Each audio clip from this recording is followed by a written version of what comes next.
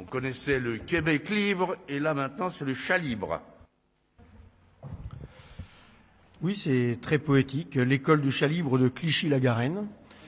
Ça fait rêver. Donc, on a eu une subvention comme ça lors du dernier conseil d'arrondissement. C'est pas une association qui est localisée dans le 18e, mais en revanche, elle intervient dans le cimetière de Montmartre pour la régulation de la population féline. Et donc, bien sûr, je vous appelle à voter favorablement pour la somme de 1 000 euros. Monsieur Bournazel, parce qu'on a voté déjà une subvention la dernière fois, donc il va demander pourquoi il y en a une deuxième là. Oui, Monsieur Julien, j'ai quelques questions à vous poser. Je ne connais pas cette association, donc je voudrais que vous nous en disiez plus. C'est-à-dire quel est le travail de cette association, qui en sont peut-être les responsables.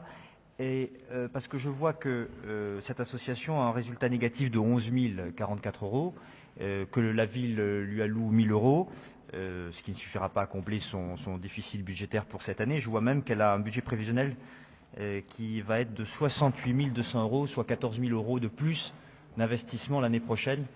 Donc, afin de comprendre si la subvention est suffisante ou insuffisante, merci de nous expliquer quel est le travail exact quotidien de l'association. Merci. Merci, Monsieur Julien. Pascal. Vous avez attiré mon attention tout à l'heure, juste avant le conseil. J'ai même vu une boulette de plus, voyez-vous. C'est pas 11 044 le résultat, mais c'est 11 043. Si on fait la soustraction des dépenses moins les recettes. Voilà.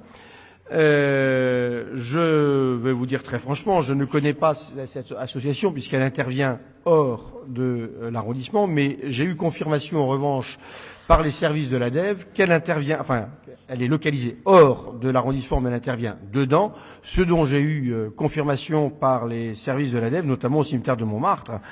Alors, la régulation de la population féline, c'est ça consiste à essayer de capturer certains chats. Selon le cas, c'est très compliqué parce que dans certains cas, ils capturent, dans d'autres, ils donnent à manger, mais en stérilisant. Voilà, c'est ça leur activité. C'est exactement la même chose que ce qui s'était passé dans l'association précédente. Alors, je pourrais vous donner un supplément d'information, comme je l'ai fait décidément pour Madame de Corte. En début de séance, je lui ai apporté un supplément d'information qu'elle m'avait demandé lors du dernier conseil. Donc, je ferai ça si vous le souhaitez, parce que évidemment, je n'ai pas examiné dans le détail les comptes de l'association.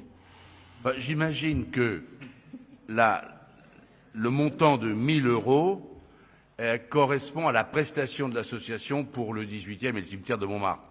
Alors que l'association a des difficultés parce qu'elle doit être financée par la mairie de Clichy-la-Garenne, elle doit être financée par exemple de mairies. On paye la prestation quasiment, quoi. Voilà. Et donc je pense que c'est un élément comprenant la prestation pour le 18e.